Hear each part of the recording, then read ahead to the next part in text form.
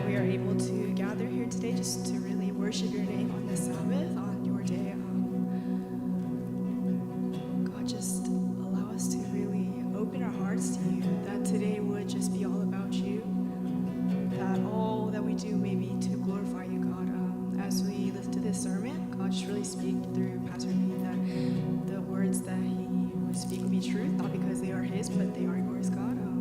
And then as we listen, God, just give us the ability to understand, to listen, to want to know more about you, and just really just take in your word, just to take in more of you, God, because that is all that you desire for us.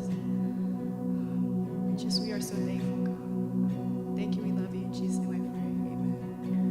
Amen. Amen. Thank you, praise team. Welcome. Thank you for all of you who are joining us online. It's so good to see you again. If you are new, as Pastor Goose said earlier, we're so thankful for you that we get to worship with you. We hope that you are doing well and that this will be a very worshipful time for you. Thank you for all of those who've joined us here in service. We do not take that lightly, so thank you again. So good to see all of you. If you have your Bibles, go ahead and turn to Luke chapter 14. We'll be reading from verses 1 through 15. Luke chapter 14, verses 1 through 15. We are reading in the NASB, as always. And we will read them, and then, of course, they're always on the screen. And for those of you who are streaming at home, you should see them on the bottom somewhere over here, if I believe. And so hopefully, again, if any of the slides and stuff isn't clear for you on the stream, please do let us know. Send us an email, and we'll try to fix it so that you can see everything that you need to see. Let's then get into it. It happened that when he went into the house of one of the leaders of the Pharisees on the Sabbath to eat bread, they were watching him closely. And there in front of him was a man suffering from dropsy. And Jesus answered and spoke to the lawyers and Pharisees, saying, "Is it lawful to heal on the Sabbath or not?" But they kept silent. And he took hold of him and healed him and sent him away. And he said to them, "Which one of you will have a son or an ox fall into a well and will not immediately pull him out on a Sabbath day?" And they could make no reply to this. And he began speaking a parable to the invited guests when he noticed how they had been picking out the places of honor at the table, saying to them, "When you are invited by someone to a wedding feast, do not take the place of honor, for someone more distinguished than you may have been invited by him. And he who invited you will both come and say to you, 'Give your place to this man,' and then in disgrace you proceed to occupy the last place. But when you're invited, go and recline at the last place, so that when the one who has invited you comes, he may say to you, 'Friend, move up higher.' Then you will have the honor in the sight of all who are at the table with you. For everyone who exalts himself will be humbled, and he who humbles himself will be exalted." And he also went on to say to the one who had invited him, "When you give a luncheon or a dinner, do not invite your friends or your brothers or your relatives or rich neighbors. Otherwise, they may also invite you in return, and that will be your repayment. But when you give a reception, invite the poor, the crippled, the lame, the blind, and you will be blessed, since they do not have the means to repay you, for you will be repaid at the resurrection of the righteous." When one of those who were reclining at the table with him heard this, he said to him, "Blessed is everyone who will eat bread in the kingdom of God." This is the word of the Lord. Thanks be to God. One of the most, I think, paradoxical and interesting ideas and words that we have in the world that we don't recognize is paradoxical or weird is this idea of enough. Now, we all know what this word means. That's easy. We can name synonyms and metaphors and things to explain this word if I asked you to, but we also have this deeply seated feeling where simply enough is never quite enough. Another way to put it is we ask ourselves, is enough ever actually enough, right? A friend of mine who wrote this book that we quote from all the time, Mike Jankowski, when asked about enough in this book called The Sacred Year, he said, "Enough has always meant and will mean a bit more than we have."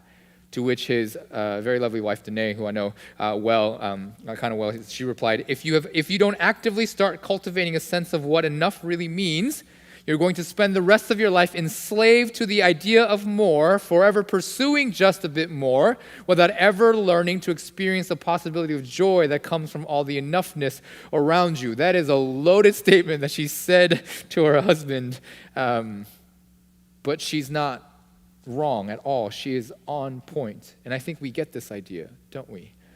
John D. Rockefeller, who's one of the most richest men in the world at the time when he was alive, when asked by a reporter how much money is enough money, he replied, "Just a little bit more."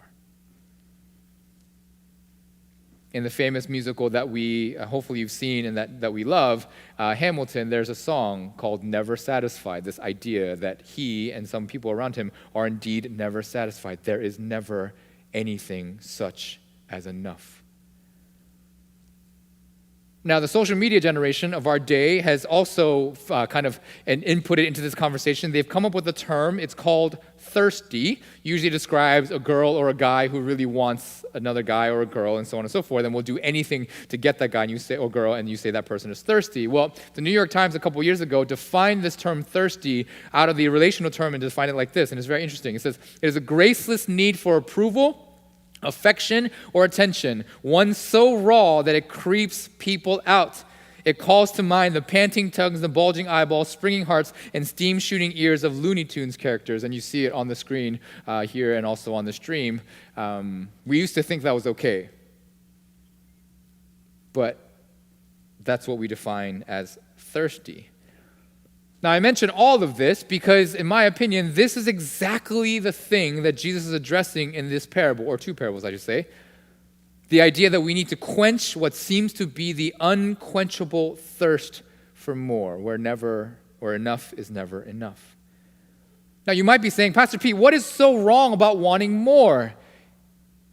Because our country, or the West, or especially in America, we'd say that's ambition, that's goals, that's desire, right? Those things are good. But here in the parable, as you will see, and also a lot of times in our life, simply it's not ambition, goal, or desire. It's never satisfied, thirsty, more. Make no mistake, in the parable, Jesus is trying to show his audience, and therefore us, a few things, that this is deadly and destructive, this thirst, that we must quench it, this thirst, or else. And also, though it seems maybe not likely, that indeed it can be quenched. And that is our task today, to show you these things. And to go about it, we have a game plan, and here it is. First is the setup, understanding the setting and the context of this parable. Second is the problem, diagnosing the spiritual dropsy. Third is the dinner party, always being thirsty for more. And then fourth, the fix, what I call humility as a thirst quencher. So we're just going to kind of go through it and understand. But as we do, let me just set it up for you. Think about what you desire more, where enough is never enough. And again, we'll talk a bit more about that, but just think, that's the backdrop. So first, the setup, understanding the setting and the context behind this parable, because maybe more than other parables, this one, the setup is so crucial. So we'll just kind of go through them, the when, where, what, why kind of things. First, the where. They're in the home of a Pharisee, at the home of a high-ranking Pharisee in the specific village who is a member of the Sanhedrin, which is the ruling body of Israel. Basically, think of Jesus at the home of a senator or a governor, someone in that kind of ballpark. That's where they're at. Second, they're there for a meal, right, at a dinner kind of ish thing, right? A dinner party where Jesus was invited and other people who are invited are gathered there because they're supposed to have a meal. When is on the Sabbath day, most likely right after the morning worship. So if we were to have lunch right after this, think of that. And then I would go, kind of in some ways, if I'm the preacher or whatever, would go to this person's house to have a meal. And then the why, the all-important question why, is what's going on? Why are they there? What's happening? And that's what we'll get to in a little bit. But to kind of clarify a little bit, here are a couple of things that are going on that we need to understand. First, the hostility between Jewish people and the leaders, especially in Jesus, is at an all-time high and just continually escalating. They want to get rid of Jesus. So the fact that Jesus is at the home of a Pharisee is a very interesting detail. He was invited to a home of a Pharisee. They're enemies, essentially, and yet he's there. So what is he doing there? The second thing is they're there at a meal. If you know, Jesus oftentimes reveals himself more clearly at meals than in any other place. And as you know, meals are very important. They're kind of familial. They have a relational thing, so that's very interesting. The third thing that you got to notice is that they're on the Sabbath, which is a day of rest and worship. But Sabbath, to the Pharisees in particular, and the religious elite, was absolutely important. It was so important to them, maybe the most important thing for a Jew, particularly a Pharisee, to observe and keep in their faith. Sabbath keeping, as it were, back in the days, particularly for the Pharisees, was a way that they marked the in versus the out. AKA in our language today, it would be the saved versus the not saved. Honoring Sabbath for the Pharisees was the way you showed to everyone that you were in rather than out. It was so important to them that they made up extra rules that didn't exist regulations that weren't there originally to make sure that they could show to people that they were on the in and not the out. Let me give you a few of them that seem ridiculous but are true. For instance, Sabbath keepers could not carry anything heavy on the Sabbath, like a mattress. If you did, you weren't a Sabbath keeper, therefore you were out. Another one is lighting a fire. You couldn't light a fire on the Sabbath. Apparently that was work, so if you did, you're on the out and on the in. It's so bad that my professor once told me a story that he was in Israel, and he was kind of touring there, and one of his tour guides was an Orthodox Jew, like a Jewish Jew. And apparently he was telling them that on Sundays, most, if not all, Orthodox Jews don't drive. And the reason is because when you stick a key in the ignition and you turn it on, the spark plug lights up, literally, creates a spark, and then the fire turns the engine and it gets it going. And so literally, by turning your key, you've started a fire, therefore you cannot drive. That's how seriously they took it. Therefore, you'd be out and not in. And then another thing that they wouldn't do is they wouldn't do medicine on Sunday, because to heal people via medicine would be to do work, and so medicine was not allowed. If you put it all together, basically what we're saying is Jesus plus Pharisees plus a meal plus a Sabbath is drama with a capital D. Something is going on here. This is not a normal thing. They should not be in this place together. And then if you add, as we saw in the text, a man with dropsy, fire, explosion, something is about to go down. I hope you like the emojis. I don't rarely use them, but I found some of these. I thought they were cool, so I used them. All of this then begs the question, what are they all doing there? What is Jesus doing here? Why is Jesus here? And then more importantly, what is the man with dropsy doing there? Like, how did he get there? Why is he there? Why are they all in this room together? Because they should not be there together. If you see movies and you have like a weird family gathering, right? And then they're not, like, they all hate each other and they're all kind of there. You're kind of, as an audience member, you're kind of like, oh shoot, why are they all there? They shouldn't be there. Something about to go down. Something is about to happen. And that's exactly what's happening here. How did he get there? Why are they all there? Now, interestingly, dropsy is this medical condition called edema, and there's pictures of it right there for you. It's this idea that for whatever reason, because of other underlying medical conditions, your body cannot release the liquid and the water from your body. So what ends up happening is your extremities, particularly your feet and other things, they start to swell up with water, right? And so then one of the pictures you see there is if you press a person with dropsy or edema and you press it, the hole doesn't disappear, because there's just so much water there, right? And so you can't walk and you have swelling everywhere. It's really uncomfortable, all that kind of stuff. But the interesting thing is apparently with dropsy, what's worse than the fact that the water makes you swell up, which is terrible, the worst part is that all you want to do really is to drink more water. You're thirsty all the time, which means the very thing, right? The problem with dropsy is the very thing that you crave is the thing that is making you ill, which means you can't get any better because you have to stop drinking the water to get better, but all you want to do is drink water. Interesting. Now, dropsy back in those days was considered unclean by the Pharisees.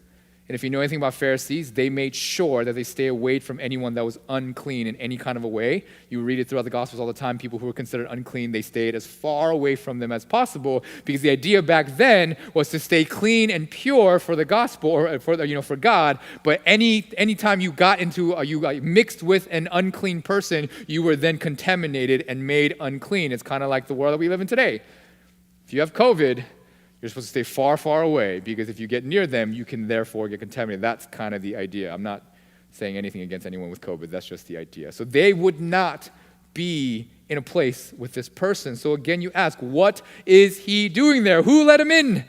And what were they thinking when they let him in? It wouldn't have been an accident. They wouldn't have seen the man with dropping and be like, oh yeah, go ahead, come in. That wouldn't have happened. There's something going on. And we got to figure that out. Now, a couple theories as to what's going on here, and I'll just go over them quickly because I don't think they apply. But the first, it was common hospitality that if you had a journeyer, a sojourner coming through your village, the leader of the village would go and invite you in and give you hospitality, feed you and welcome you, give you a place to rest, whether they liked you or not. It was just a duty, right? It's kind of like if you have family members coming to town, you have to treat them, you have to take care of them, bring them to your house. Kind of like that. You had to treat them, right? And so some people think that's what's going on. The second thing is that they think that maybe Jesus had spoken at the synagogue earlier that morning, kind of like a guest preacher, right, would in today, which means that if indeed you had a guest speaker at your synagogue, the leader of the village, the religious leader of the village, would then have the duty to say, hey, in this case, pastor or muksanim will come over to our house, we'll feed you. And again, that's not all that unsurprising, because if we had a guest speaker, we would basically do the same, treat them out for a meal, so on and so forth. But indeed, they would come. But I don't think these are true, because what they don't do, these theories explain why Jesus is there, but they don't explain why the man with dropsy is there. There's no explanation for that at all. And that's why many people, and I agree, think that this was a purposeful trap, a setup, because they want to see what Jesus will do. Now we know this because of three things. First, in verse 1, it says that the Pharisees were watching Jesus closely. They were expecting for Jesus to do something, and they're watching. What is he going to do? What is he going to do? In particular, what is he going to do with the man with dropsy? We know this because the next verse, right, says, and then, but that word then in Greek is behold. And anytime you see this word in Greek, it's announcing a surprise. It's announcing something that wasn't expected. So Jesus was not expecting a man with dropsy to be at this home. So whatever reason Jesus was there, he would not have ever expected a man with dropsy to be there, and so behold, he'd be like, oh, what's going on? Which means that that man was placed there on purpose. And we know this because in verse 3, it says that Jesus answered and spoke. If anyone ever does this without any extra question being asked, it's just bad English. But this is not bad Greek. Luke is a very, very smart individual. He would have wrote this on very purpose. And so what's saying here is that Jesus was answering something, a question that was being asked, and he answered the question by speaking. And although we can't tell, and there's no indication that anyone actually had said something, the presence of the man with dropsy and them watching Jesus very closely like a hawk indicates, and then the surprise that Jesus wasn't expecting that man to be there, all of that indicates basically the Pharisees put that man there, put Jesus in there, and we're watching him basically going to be like, so now what you going to do about that, Jesus? What are you going to do? Interestingly, in chapter 13, it was kind of a similar situation. Jesus deals with the bent-over woman, right? And he heals her on the Sabbath. So they kind of know. So they're setting him up. It's a trap. That's why I called it the setup, because they're setting him up. Those wicked, sneaky Pharisees in this case. So then, the problem. Once Jesus understands the scenario, he starts diagnosing the spiritual dropsy that's going on. Jesus quickly realized that the problem isn't the man with physical dropsy, because he can heal that and send him on his way. That's easy, and he does. He heals him and sends him away. The person with dropsy literally just comes in and leaves very quickly. But what Jesus recognizes very quickly is that the real problem isn't the physical dropsy, it's the spiritual dropsy of the Pharisees, which is why Jesus asks these questions. He asks, first, is it lawful to heal on the Sabbath or not? And notice, no answer. So then he follows that up and says, okay, well then if one of you, suppose one of you, or which one of you, right? He's basically saying, suppose one of you has a son or your ox fall into a well on the Sabbath. You're saying you wouldn't go save him? And all of us know the answer. Of course you would. Duh. Like, why would you not? It's your son. It's your ox. You would, again, go save him. That goes without saying. But again, notice, there's no answer. So the collective and therefore deafening silence of the Pharisees to Jesus' questions confirms that Jesus knows that they have spiritual dropsy. Just letting you know, silence is oftentimes a much louder response than actual speech.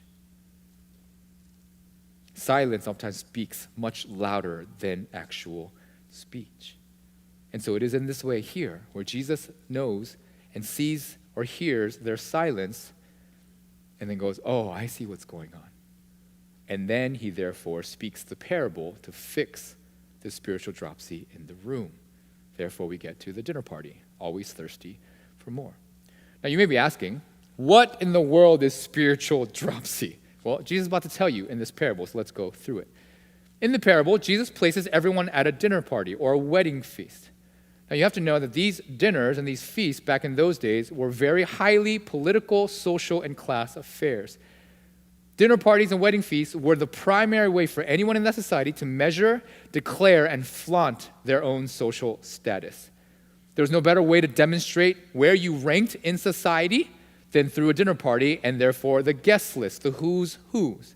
It's not actually all that different today, let's be honest. We have VIP lists, exclusive invites, things like that. If one of us had a birthday party and invited a celebrity, I don't know who the celebrity is, here in Houston, Beyonce is queen. So if I had Beyonce at my birthday party or whatever, some party, everyone would be like, yo, you know Beyonce? That's kind of like that, right? If you know somebody, that's what it is. And your rank and how whatever you are is based on the people that you know. Which means then, the way then that you protect, but more importantly, advance your status in life and society was by inviting people who could then invite you back and then help your ranking along the way. Because back in those days, if you were invited to a party, you were expected to invite them back. It's kind of like Korean culture too. If you get invited to a wedding, you have to invite them to your wedding. That's kind of how it works, right? If you ever get married and your parents go through this, right? If your parents want to invite somebody to their wedding, that means like there's either a favor being reciprocated and so on and so forth, right? So say, for instance, if we're talking about weddings, this list is a wedding list. Just let's pay attention to the first list, kind of the table one here in the list, right? If you invited all those people to your wedding or this party, then they would all invite you to their wedding. That's how it worked. Which means there's 10 people on that list at table one. That means each one of those people invite you to their thing, which means there's 10 opportunities for you to get invited back to a party, which means there's 10 opportunities for you to meet other people who are invited to the party, and so on and so forth. And then the invitations back and forth, maybe getting invited to their party, all that kind of stuff. One dinner party at a time, you would escalate and continually promote your social status. Now, a very intentional and unfortunate side effect of all of this is that the poor were never invited and therefore permanently excluded. There was no upward mobility for the poor. And the reason why they weren't invited is because they can't and they would not therefore help your status at all. I mean, how could they? They can't host a party. They don't have any money. So the idea of inviting a poor person to any of your gatherings is just pure hospitality, straight through and through. Why? Because a poor person cannot benefit you at all. Interestingly, back in those days, there was no such thing as celebrity philanthropy, which is where the idea is like celebrities who have lots of money. That's Matt Damon in the picture, in the gray here, kind of healing by whatever. He works with water, I think, in places where they don't have water wells. The idea that a celebrity would have this is not a thing that existed back then. Today, actually, if you have a celebrity, they kind of have to have a cause to give away their money to, or you like discredit them and be like, oh, you're just a jerk. You're a selfish person. That's kind of how we think. Back in those days, that's not how they worked. If you were rich, you didn't have to do this. No one cared. It wasn't like that you were a terrible person. What you did was you kept promoting this idea. That's how it worked. I'm not saying celebrity philanthropy is bad or fake, or I'm not judging it. All I'm saying is they wouldn't even have done that because it wasn't a thing that was important for rich people back then, where it kind of is for us today. And so the system back then was so messed up, purposely so, that even if you had it in your heart to invite a poor person, you knew that the poor person would never accept your invitation. Why? Because they knew they would never be able to return the favor.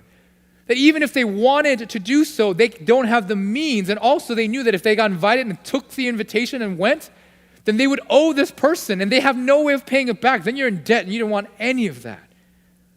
And so all this means that the system that they had created and they were working by in this place of dinner parties marginalized and excluded the very people who needed hospitality and generosity the most. And the system just went on and on and on. And so you can see why Jesus is not and would not be happy with a thing like this.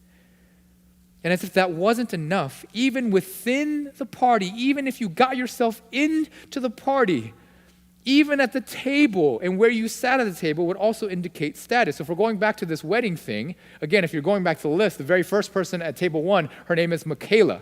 Michaela is the top dog, essentially, of this party, and then you go on down the rank. So if you're the bottom person, in this case, Sophie is the worst of this dinner party engagement. It's crazy. So back in those days, what it was, dinner parties was this very kind of interesting social jockeying amongst the rich to see who was richer than, we're all rich in there, but I'm richer than you. So we're talking like, I don't know, I just do the math. We're talking like Bill Gates level of rich versus like, I don't know, like Jeff Bezos level of rich versus like, I don't know, one of the athletes. Like athletes are rich, but they're not billionaire rich. You know what I mean? Like that kind of idea. So you jockey within this place. And that's why it makes sense when Jesus says, if you were sitting at seat number one, and then all of a sudden the host of the party goes to me like, you're in the wrong seat, bro. That's major disgrace. Like, ugh, how embarrassing. You thought you were better. No. Someone richer than you came to the party. Move on back. Like, that's not cool, right? It's just flexing all over the place your economic status. So again, I think we can see why Jesus would want to fix this. And so he does in the parables. And the way he fixes it is via two different things. The way he fixes the spiritual dropsy is two different ways. He says, first, if you're invited to a party, don't take the highest seat, lest you get exposed that you're actually not the big dog in the house, but rather take the lowest one, and then maybe the host will be like, oh, actually, you got it wrong. You're supposed to be higher. Here, let me take you to a real seat. The second thing he says is if you're actually in the position to invite people back, because if you get invited, you have to invite people back, then don't invite your friends or your relatives or your rich neighbors, but rather invite the poor, the crippled, the lame, and the blind, because in doing so, you'll be blessed. Why? Because the poor and the lame and the crippled and the blind, they can't repay you. And that's where your blessing is supposed to be. Now, a little side note, we have to say, this isn't Jesus outlawing family gatherings or celebrations with your people, right? Though he includes relatives and friends. What Jesus is speaking to is that then, especially, but also now, is that we have a desire to improve and raise our social status or whatever it is that we want, and invite only those people that we think are going to help us. The idea is like, to you, be like, duh, it might make sense, but like if you have a party, you only invite the people that you like and no one that you don't. Let's be honest. If you have family issues, like even on like distant cousin sides, and you have like a big family gathering, you're kind of like, oh, do we have to invite Jerome? I know I always use that name because, again, I don't know any Korean person that's Jerome. Actually, I did in college, but I hope he's not listening to this. But do we have to invite them? Like, oh, they're so annoying, right? It's kind of that idea. You only invite them if they can help you, right? Or it's kind of like if you have a potluck and you know someone is terrible at cooking, oh, just come. Don't bring anything. It's okay. Why? Because then you have to eat what they cook, and that sucks too. Like, you don't want to do that. It's kind of that idea. Now, I think we can imagine what they, the Pharisees, and maybe we might say to Jesus. We might start off and say, Jesus, are you serious? Like, are you really saying we shouldn't strive to improve and want and get more? Like, are you actually telling us to kill that desire? And I think what he would tell us is this, and it's a bit harsh, but I think it's accurate. And I think what he would say is, yeah, because what we don't recognize is that what's far more dangerous and sickening than the physical dropsy I just healed is a spiritual dropsy y'all are suffering from. And here's what he means by that. What he means is, even though all of you are at a dinner party, which means that you have more than enough riches and blessings, like you don't get into parties unless you have enough to be at a party, like you feel, even though you're at the party, you don't recognize that what's really killing you is the thing that's making you sick. Like, you have enough. See, the man with dropsy, though he retains way more liquid than his body, like he wants to get rid of the liquid, his problem is that he can't because he wants more liquid. Which means for the Pharisees and therefore us, we must admit we have more than enough.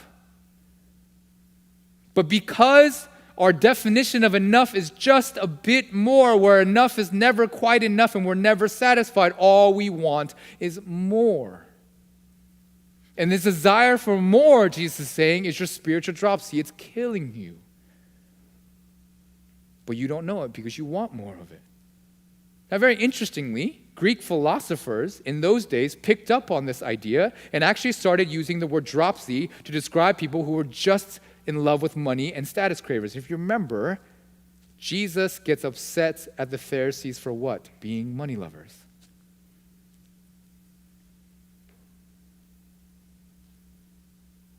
Dropsy equals thirsty. And if you're putting it all together in the context, then what we know is that we thirst. Let's be honest. We thirst for more status, for more money, for more power, for more possessions, and more deeply for affection, approval, acceptance, and attention.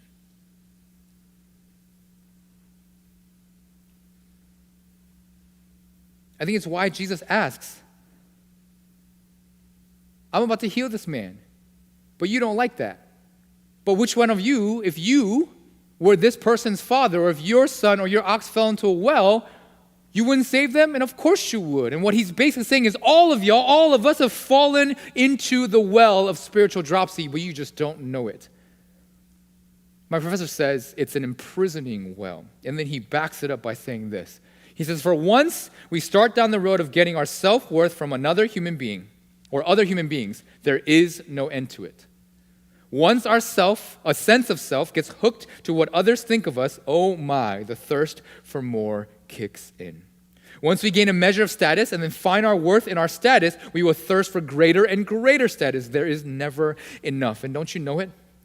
That worth, the likes you get on Insta or Facebook or whatever, the mentions, the retweets, the comments, the acceptance, the approval, affection, attention, it is never, ever quite enough, is it?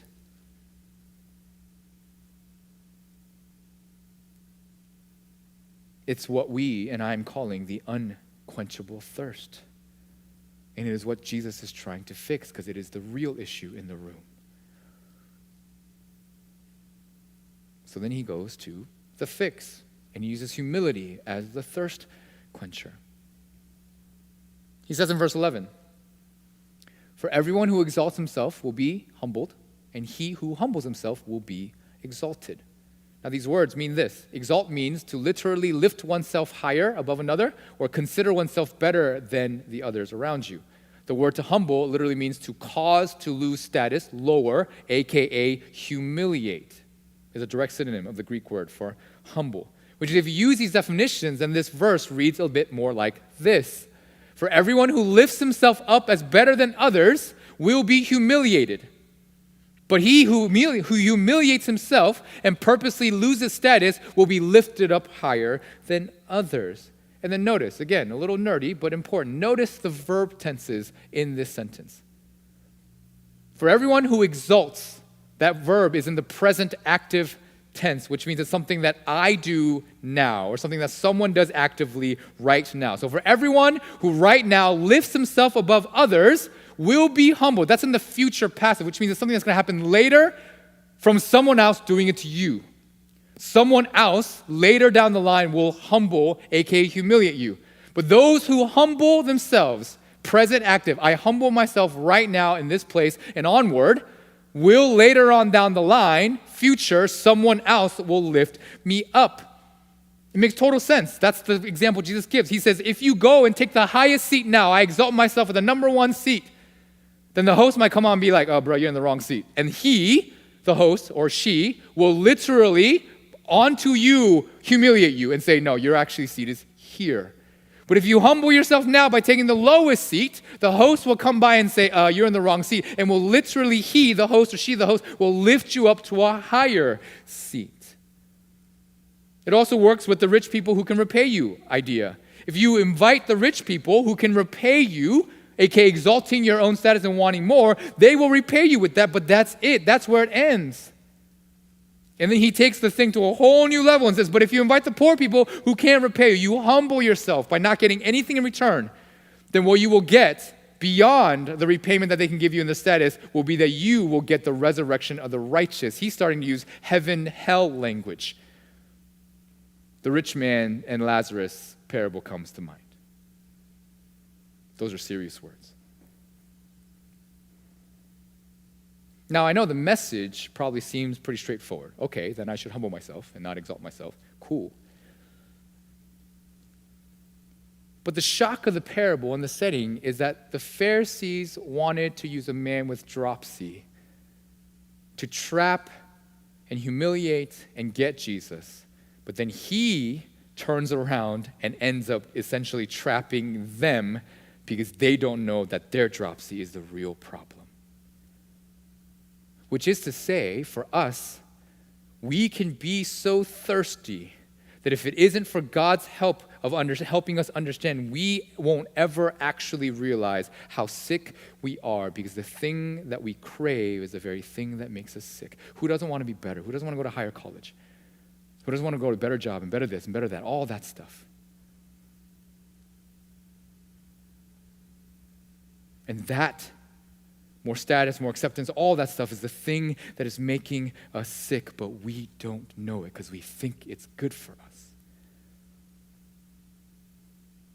And especially here in America, again, we call it ambition, we call it drive, we call it passion.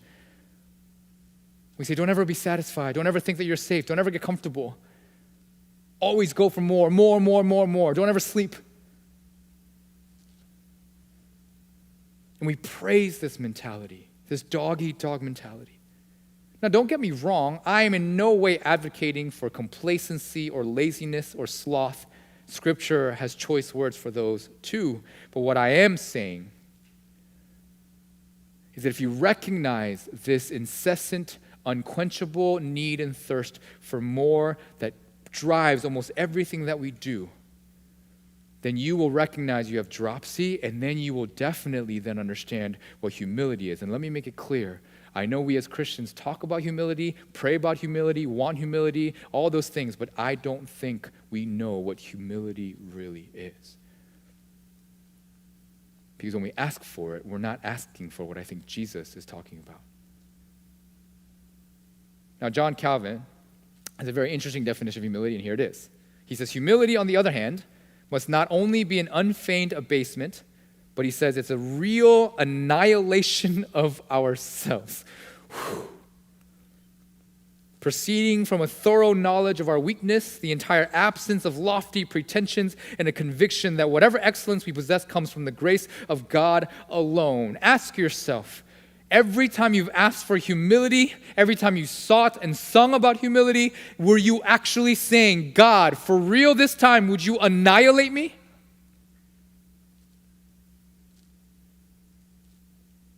I beg you, annihilate me. That definition changes things a bit, doesn't it? Because for those of us who do this, God will exalt. But those of us who exalt, God will annihilate, if you want to use that language.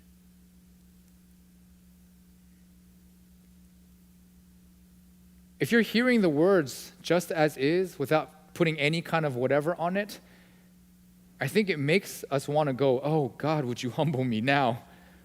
Kill this thirst now. Cultivate contentment and satisfaction now, so that later, indeed, you will exalt me. Have me sit at the table. And we would all cry out, yes. But as you know, it's never that easy. It's never that simple. So much more to it. So then the question is, how? How do we do this, right? Well, let me tell you 3 things that I think are really important. First, deal with my dropsy. One of the interesting things about Christianity is that you will never, ever want to actually humble yourself if you do not think that you are sickened with dropsy. If you don't realize that a primary motivating thing for everything that we do is this thirst for more. Again, you can put whatever thirst you want. Power, money, status, recognition. And then deeper affection, approval, acceptance, and attention. If you don't recognize that that is a thirst that you have that is almost incessant, unquenchable, and therefore motivates and drives everything that you do, you will never actually ask for humility in the way that it's meant to be.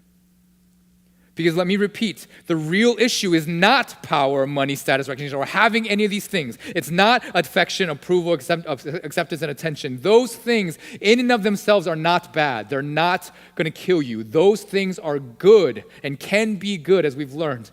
But the problem is that we have an unquenchable thirst for more of it, even though we have plenty enough of it. That's the problem. I always want to tell parents that if you send your child to a college, no matter what college, and if that child gets a degree from the college, you are now in the top 1% of educated people all over the world. I would define that as plenty enough.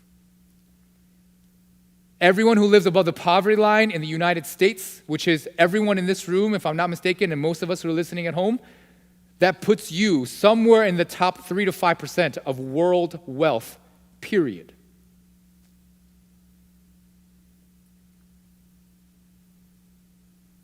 I would say, for the most part, we have enough. But we don't ever think we do.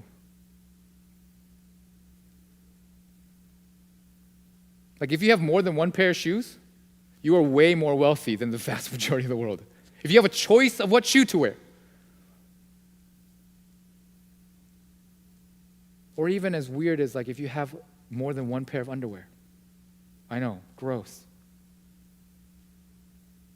But that's just the way that it is.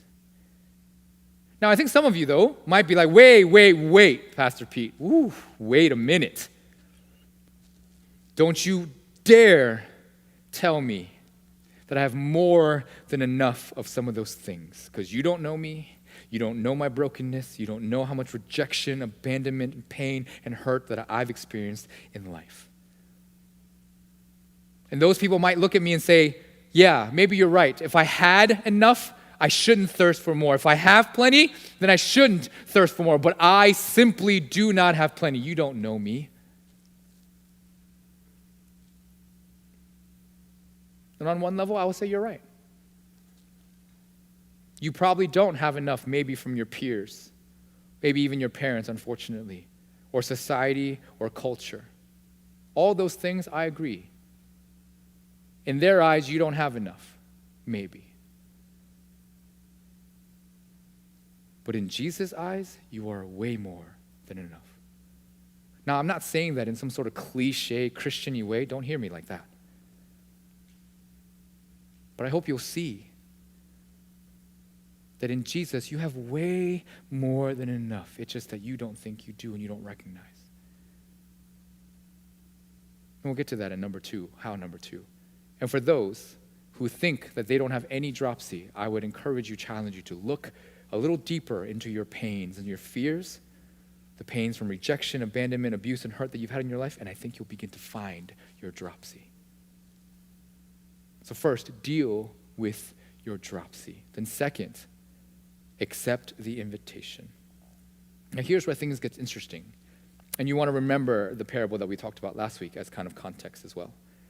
See, unlike most people in the world, Jesus invites everyone to the table, but under one condition, and this is important.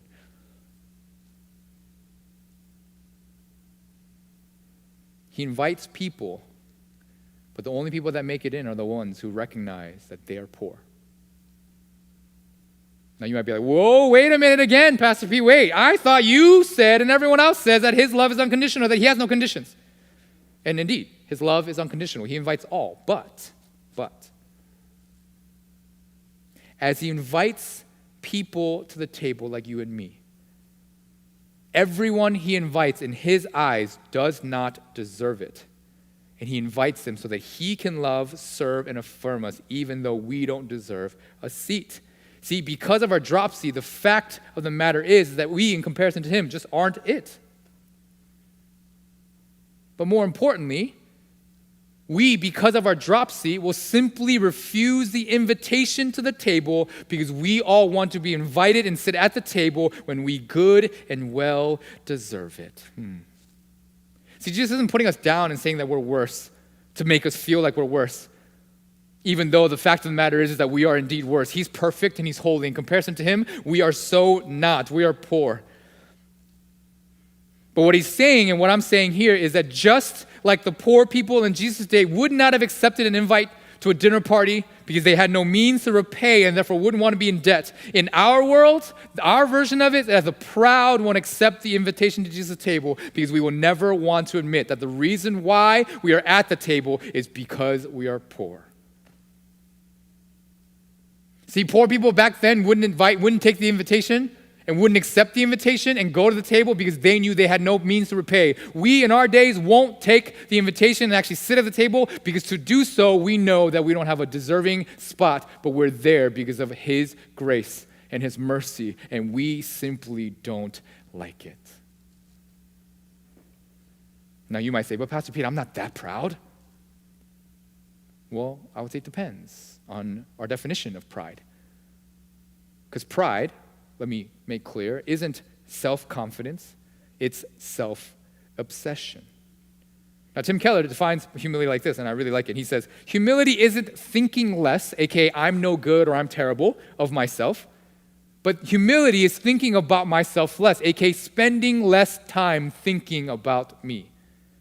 Which then, if you flip it to pride, means that pride isn't thinking better of myself, aka I'm better than you or I'm the best, but it's thinking about myself too much, aka spending too much time thinking about me, where my world is me, myself, and I.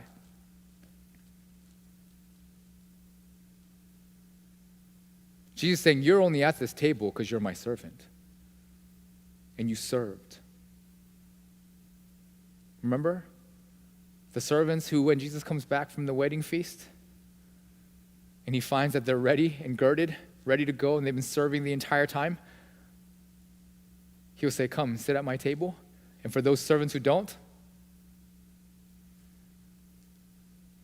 the servant God who serves because he does, not because we deserve it, because his best is being servant God. And therefore our dignity and design and destiny as servant is the reason why we're at the table. And only the servants will take the invitation and find themselves at the table because they know they're only there because Jesus did it all to get them there, and nothing that I did got me there. No one likes pity invites. Do you? Someone invites you to a birthday party, you know it's a pity invite, you go? You don't go, do you? I don't have to go. What? Who do they think I am?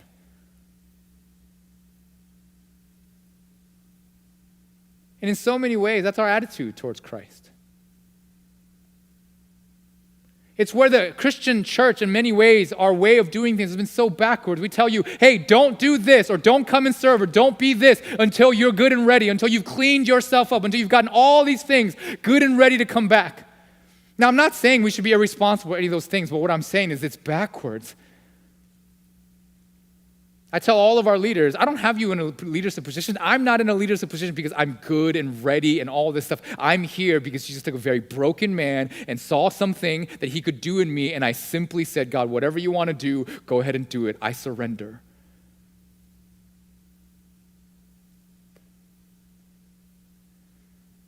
And our healing of dropsy, this unquenchable, incessant need for more, to more of ourselves, to better ourselves, for more affection, more attention, all that stuff, will only begin to heal when we take the invitation and go sit at the table and humble ourselves, knowing that we're only there because he died for me.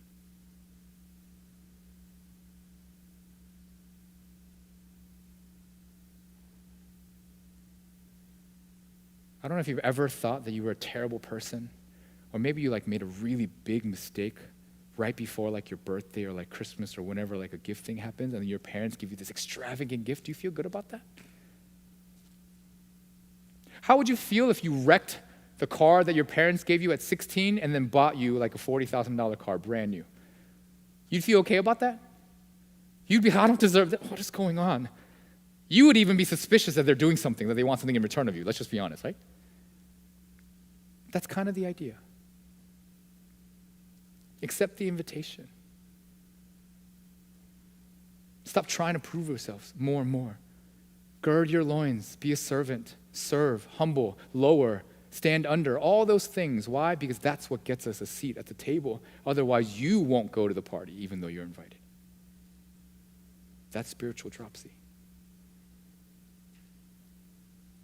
Jesus extends the invitation to all, including the Pharisees, and their spiritual dropsy makes them say no. Which then the third thing, and we finish here, is give rather than get. We know this. But Jesus calls us to live a life of service and generosity to those who cannot repay, because that's true service. And we will know that we are humbly serving, aka we've killed the thirst, when you serve and give back to those who cannot and therefore will not give back to you. It is the only way you know that it is true service and generosity. Because we're so sinful and suffer from our dropsy to a certain degree that in almost everything we do, we expect something back. It's why if I ask you to love someone that you hate, we bristle. What? Huh? They're just going to hate me more. Yeah. They need the love more than anyone else.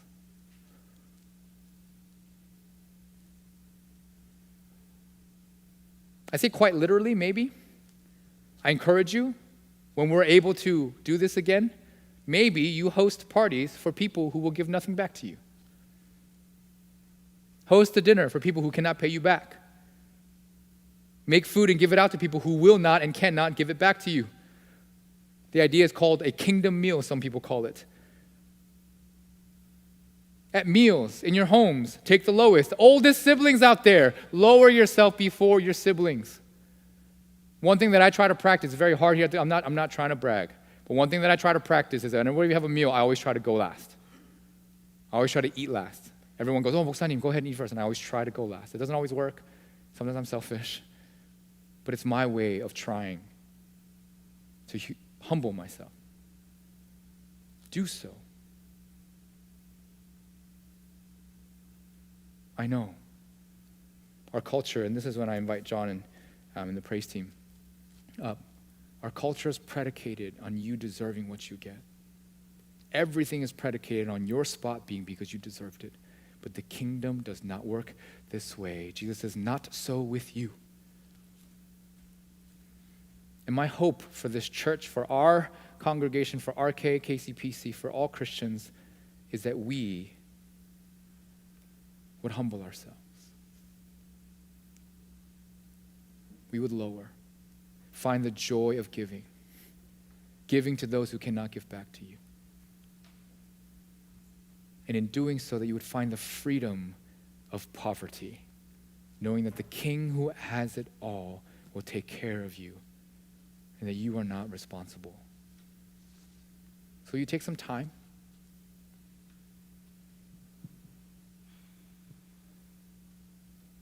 Ask God, as we did last week, who am I to serve? What is my thirst? What is it that I cannot quench? And then in doing so, that he would show you. What is it that you desire more and more, and the more you get it, you can't and don't think you have enough? Lift that up to the Lord.